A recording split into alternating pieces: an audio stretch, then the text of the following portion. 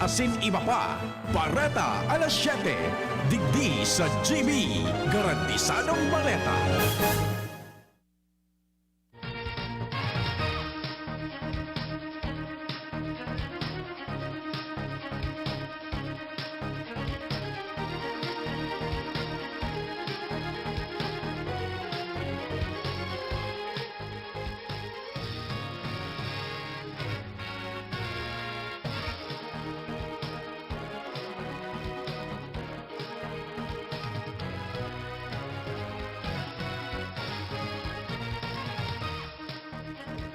Maray na aga mga tugang uya po ang mga bareta ngunyan na Miyerkules. Enot sa headlines kan mga bareta. Sa lado lokal, barangay checkpoint sa Legazpi City, higpitan na naman. 8 banwaan sa Camarines Sur, ipigrekomendar na ipairarom sa MECQ. Health facility container van itataong kwenta sa aga sa Legazpi LGU. SSS, nagpatanid sa publiko kontra sa mga manloloko. Sa lado national, kaso ng COVID-19 posibleng mas pang maglangkaw sa mga masunod na bulan. Media workers, kasabay na sa mga prioridad na babakunahan. Bayanihan 3 pwedeng mahanapan nin fundo. ERAP, negatibo na sa COVID-19. Sa ibang nasyon, 42 katao gadaan sa paglubog nin bangka sa East Africa. Sa lado ring Karawat, bubble training kan Gilas Pilipinas Women's Basketball Team suspendido.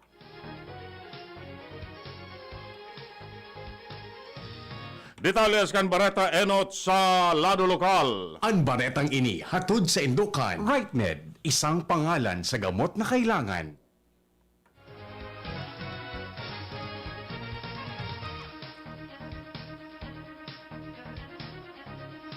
Dalang sa nakakaalarmang paglangkaw kan kaso ng COVID-19 sa Legazpi City, nag-imponer nin mas maigpit na pagbabawal sa iro kan mga residente sa barangay ang Local Interagency Task Force for the Management of Emerging Infectious Disease sa Alkalde Noel Rosal. Nagpalas na ng direktiba sa mga opisyales kan 70 barangay na magbugtak ng checkpoint sa sendang na sasakupan na lugar tanganing maprabintaran ang paglaog kan mga bako maninda residente para sa mga persona may darang essential commodities. Sinabi niya na bawal una ang mga bisita sa barangay para mapugulan ang paglakop kan virus. Kasabay digdi ang implementasyon kan curfew hours poon alas 11 nin banggi hasta alas 4 nin maaga. Ang baretang ini hatod sa Indukan. Nido 3 Plus. Todo Protect with Nido 3 Plus. Mas pinatodo sa nutrients and is the only milk with Lactobacillus protectus tulong respiratory defense. Choose Nido 3 Plus. Ipigrekomendar kan DOH Regional Office na ipairarom sa Modified Enhanced Community Quarantine ang 8 banwaan sa Camarines Sur na may halangkaw na kaso ng COVID-19 tangani makortaran pag-ulakit kan infeksyon. Ang DOH sa paagi kan Regional Epidemiology and Surveillance Unit pigklasifikar ang 8 banwaan bilang high-risk areas mantangan 14 banwaan na sinduang syudad bilang moderate risk asin 8 ibang banwaan bilang low-risk areas. Sa memorandum ni DOH Regional Director Dr. Ernie Vera kay Governor Migs Villafuerte kan Camarines Sur, ang mga lugar na ipigrekomendar na sa MECQ, Iyuan Bonbon, Kamaligan, Kanakman, Karamoan, Pamplona, Pasakaw, Sangay, asin San Jose. Ana sa moderate level o risk, asin ipairarom sa General Community Quarantine, Iyuan Bato, Bula, Kabusaw, Calabanga, Gainza, Garchitorena, Lupi, Magaraw, Milaor, Minalabak, Nabua, Pili, Ragay, Tigaon, asin Naga, pati na ang Irigas City. Ang baretang ini hatod sa Indukan. Farex B Complex. Tulong para iwas ngalay at pananamlay ng isip. Mag Farex B Complex Daily. Nakatala na naguraran asin magkaiguan in turnover ceremony sa aga ang DPWH Regional Office asin DPWH 2nd District Engineering Office sa pakikipagtamangan sa gobyerno lokal kan Legazpi City may kinaraman sa modified standard na sarong iskalon na health facility o container van kung saan ang aktibidad gigibon sa natad kan ibalong Sentrum for Recreation sa Barangay Bitano, Legazpi City. Pigdalauman na magiging presente sinda DPWH Regional Director Virgilio Eduarte, Assistant Regional Director Gerald Pacanan, 2nd District Engineer Warren Asutaya, Chairman sinda Alcalde Noel Rosalcan Legazpi City, City Engineer Nong Ibo, Chairman Congressman Joey Salceda kan segundo distrito kan Albay. Ini makakatabang sa padagos na kampanya kan LGU kontra sa paglakop kan COVID-19. Ang baretang ini hatod sa Indukan, Plemex Forte. Plemex Forte, available in South Star Drug, Mercury Drug, and other drugstores nationwide. Pinarumdom kan Social Security System o SSS Regional Office sa publiko, lalo na ang sa inang mga miyembros, asin pensyonado, na tulos na ipaabot sa inda ang suspetsyoso asin panlolokong aktibidades sa indang lokalidad.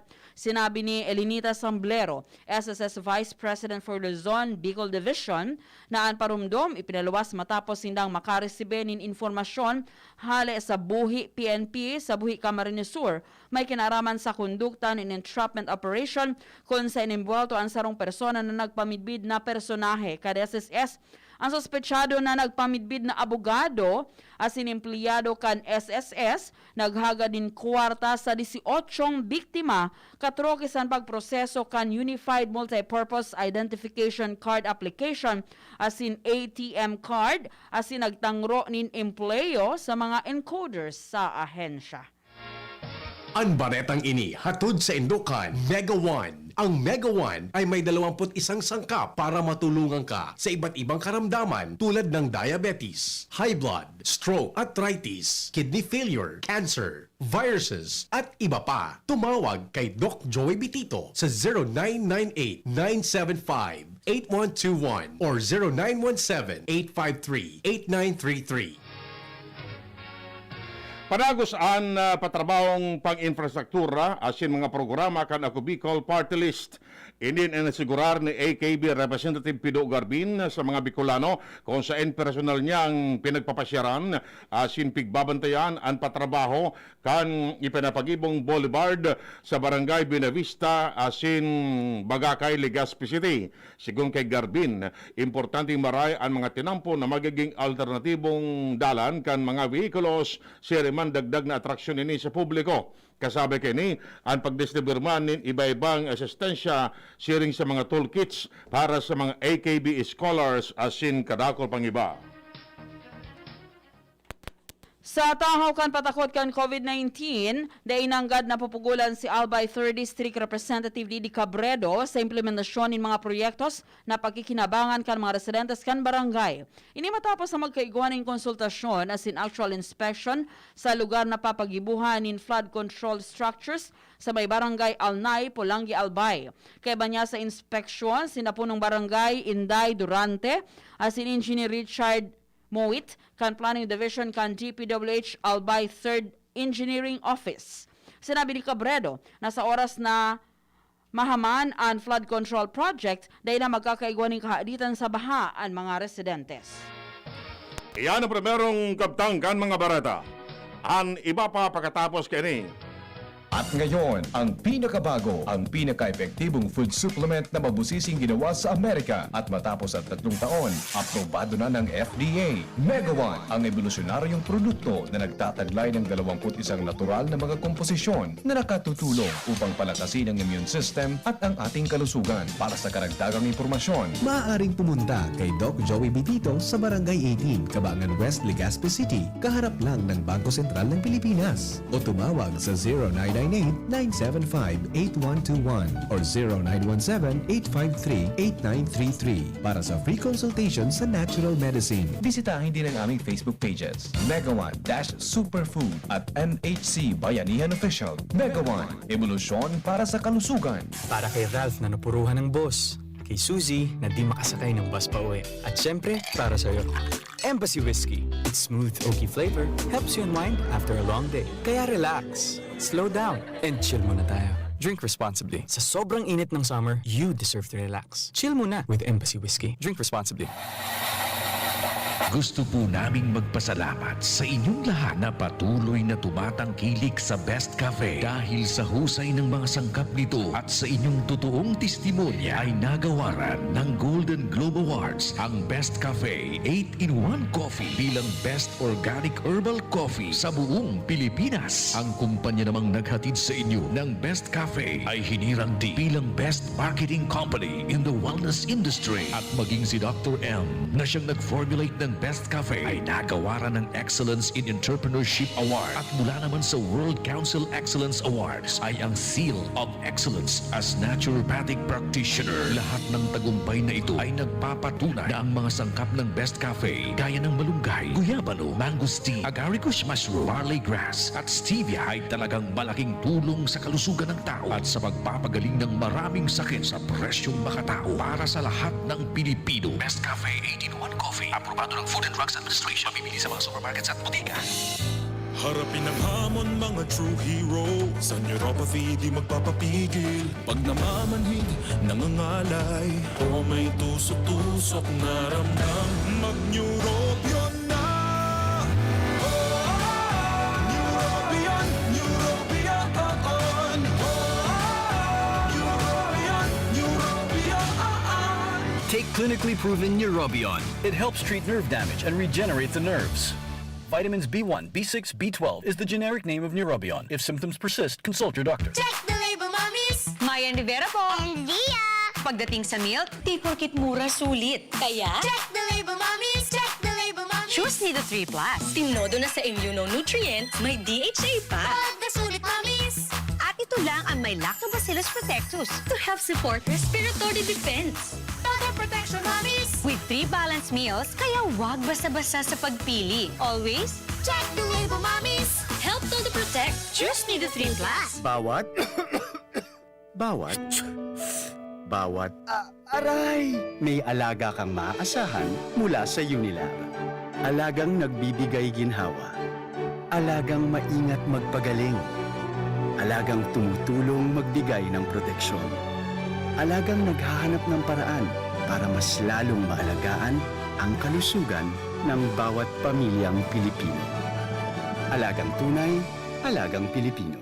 Unilab yan. If symptoms persist, consult your doctor. VLBI Power and Energy Corporation or APEC respectfully reminds all consumers on settlement of outstanding balance promptly to avoid the inconvenience of disconnection. All outstanding balance since December 2020 and prior months has to be settled in full at any APEC business offices, Bayad centers, and ZenPay merchants. We are not anymore accepting payments in staggered basis. Our payment channels will no longer receive partial payments for those paying through online payment through GCash, Bank of Commerce, Bayad centers. Please ensure to safe keep the proof of payments. All consumers who are capable of paying their bills are encouraged to settle within the grace period indicated in your bills to avoid surcharges. Thank you, and please be guided accordingly. The APIC Management.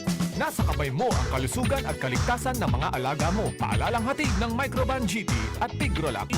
Isolation, nutrition, disinfection, supplementation, vaccination. Kasaang 5 steps. 1, 2, 3, 4, 5. Para alaga ay protektado, sunding mabuti, mag-biosecurity. Ikaw at ako, lahat tayo. 1, 2, 3, 4, 5. 5 kasado. 5 kasado.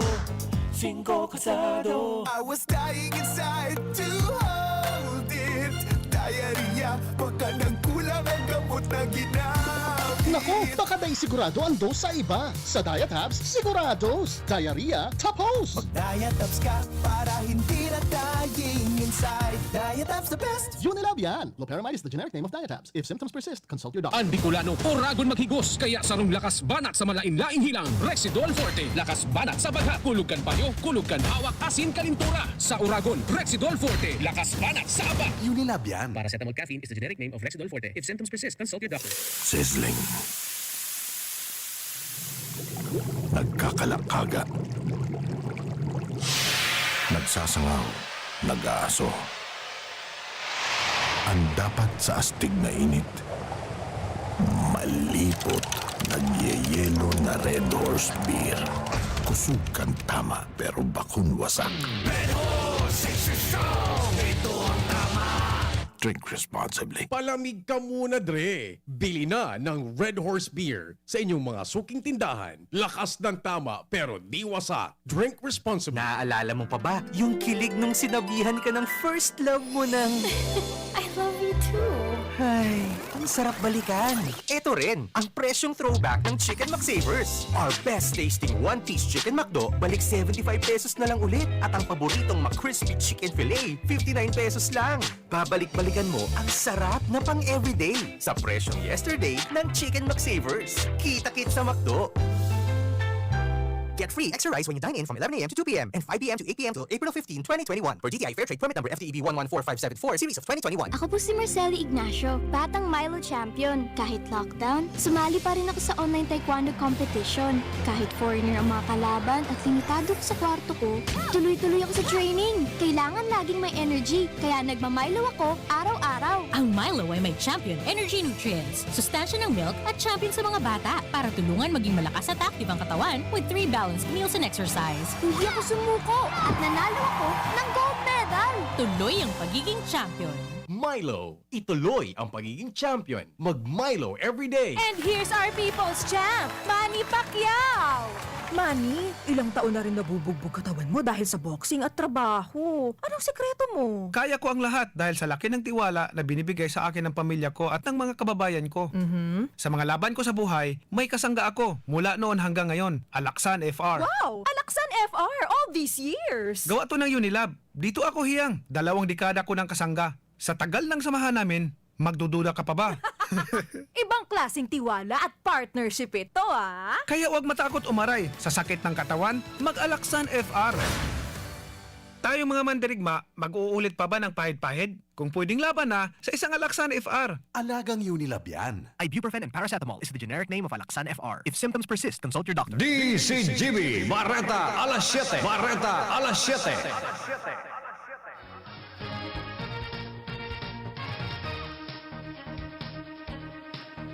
Detalyas kan Bareta sa lado nasyonal.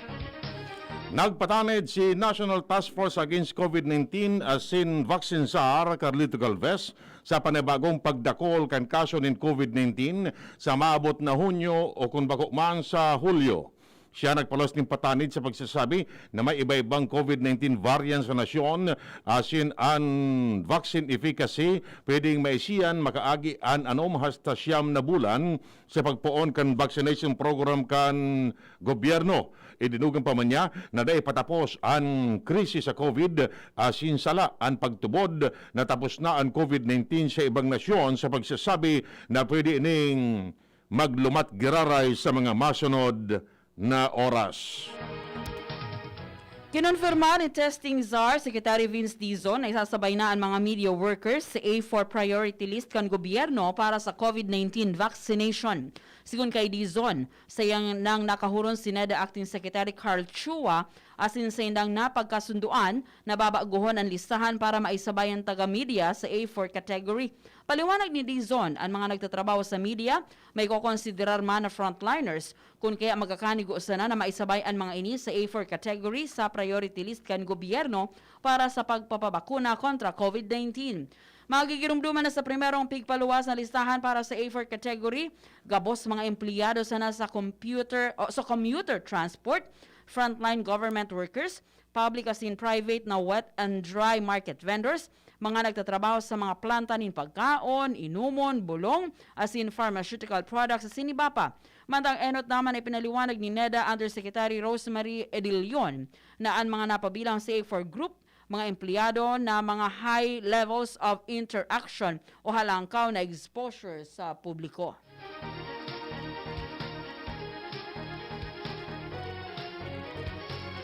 Mientras tanto, sinabi ni COVID-19 vaccine czar Carlito Galvez na pigdala uman na mag-abot sa nasyon ngunya na bulan ang 500,000 na mga pangenot na supply nin bakuna sa COVID-19 na gibo sa Russia.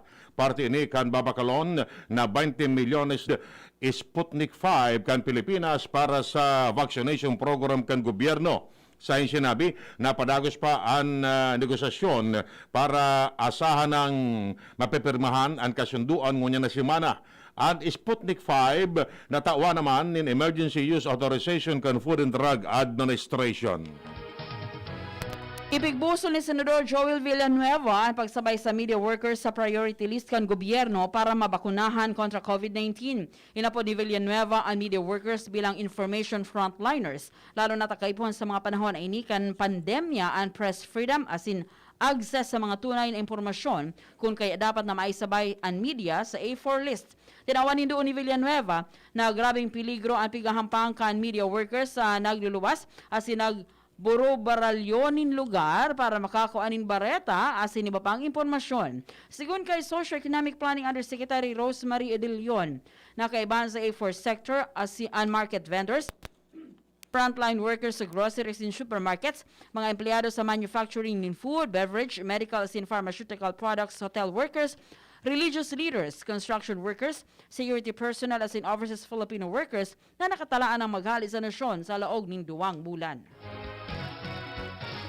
Kayang matagaman in fondo ang Bayanihan 3 na daina kay puan mag-utang ang gobyerno. Inang pahayag ni Albay 2nd District Congressman Joey Salceda, pamayokan House Ways and Means Committee sa pagsasabi na ang Bayanihan 3 iyo ang magiging lifeline measure dalang tanda kulang bulto kini magagamit para matabangan ang mga pobreng pamilya.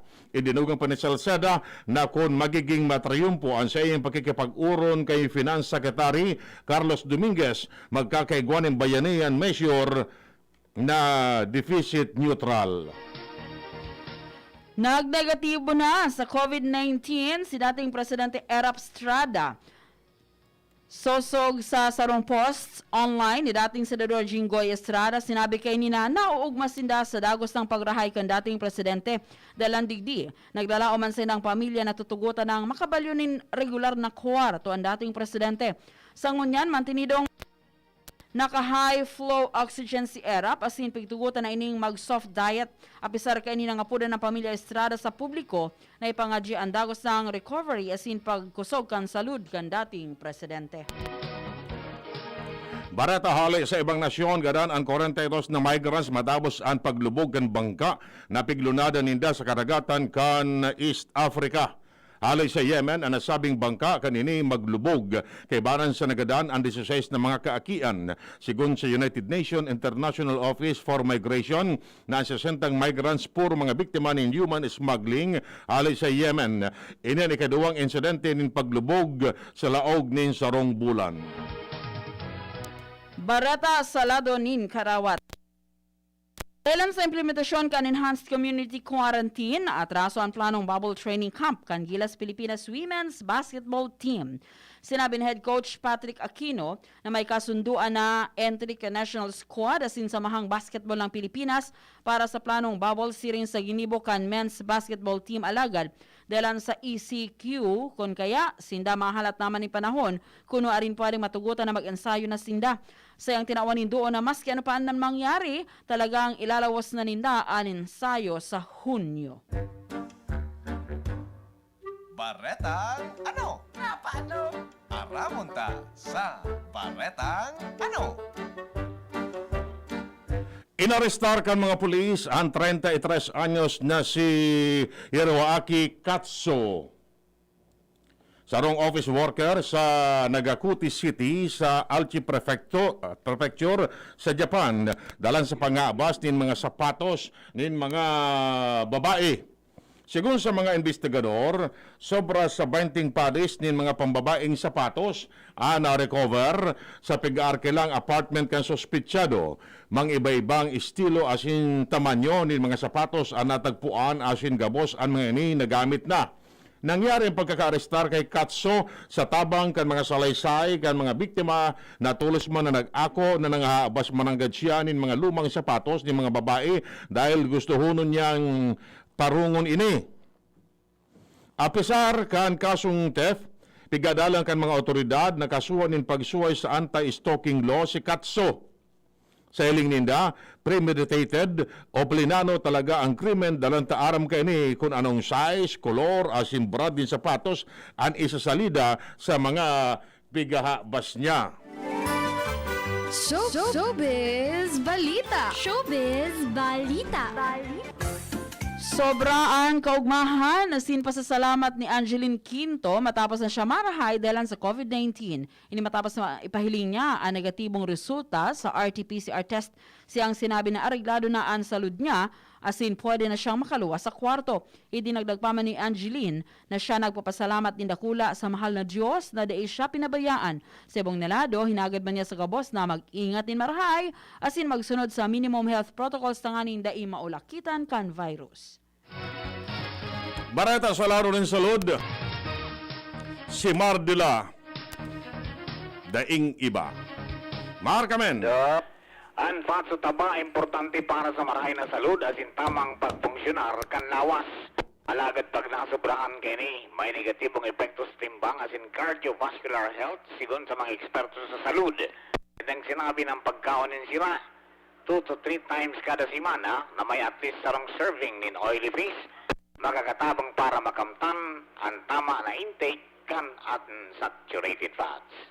Tandaan, health is wealth. From News Base, Mardela, daing iba. Bareta sa kamugtakan kan panahon na sa linya ang Pag-asa Legazpi.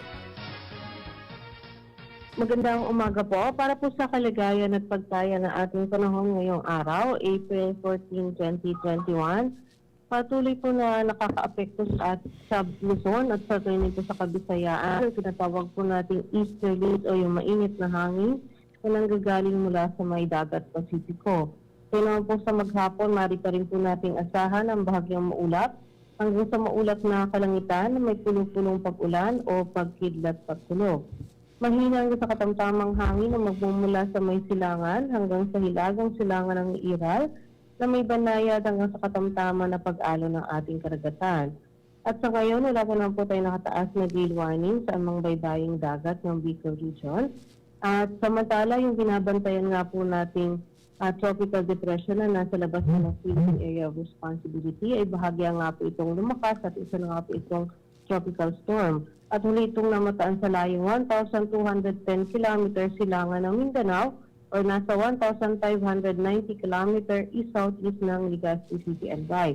At po nito ang lakas na hangin ng maabot ng 65 km per hour malapit sa gitna at pagbugsong maabot ng 80 km per hour. At ito'y kumikilos ngayon sa patungong hilagang kanura sa bilis na 10 km per hour. At sa kasalukuyan, wala pa po itong direktang epekto sa alimang bahagi ng ating bansa. At maaari nga po nating asahan na ito'y pumasok ng Philippine Area of Responsibility pagdating po ng Friday or Saturday. At ang ating inaasahang agwat ng temperatura sa maghapon nasa 23 hanggang 33 degrees Celsius. At ang ating araw ay sikat 5:33 ng umaga at ito'y muling lulubog sa ganap na 5:58 ng hapon. Mula po dito sa Pag-asa DOST, Janice Rivera po nag-uulat. Iyan mga tugang detalles kan mga barata ngunyan Miyerkules, Petsa 14, kan Abril 2021. Sa pag-aaral kan mga pag-ariba, Mardela, Angel Mustasa sa News Base. Ramir Tanay sa lado teknikal. Chairman Pag-asa Legazpi. Kami po ang nagatod kan barata. Ako si Chie Antivola. Ako mo po si Edwin Peralta nagsasabing mabalas kang sinong pag-antabay. Happy birthday! Very happy. Sa moyang firstborn. Happy birthday, child. GB! Gian Bruce Caser Peralta. Happy birthday, GB! And of course, happy birthday man sa sayang ninong si Pading Jerry Martinez Grecia kan Provincial Accounting Office. Yaon dyan sa Ibalong Village sa Taysan. Work from home siya. Salamat na Maretabe, salamat. And good morning kay Miss Irene Tabuso and Madam Ruby Rusin and kay Chie Moral and Malu Candelaria kan Ginubatan. Yan ang DZGB, Bareta Alas 7. Abangan niraray sa aga, ang hapon, masunod na, pagkalipas lang kaini.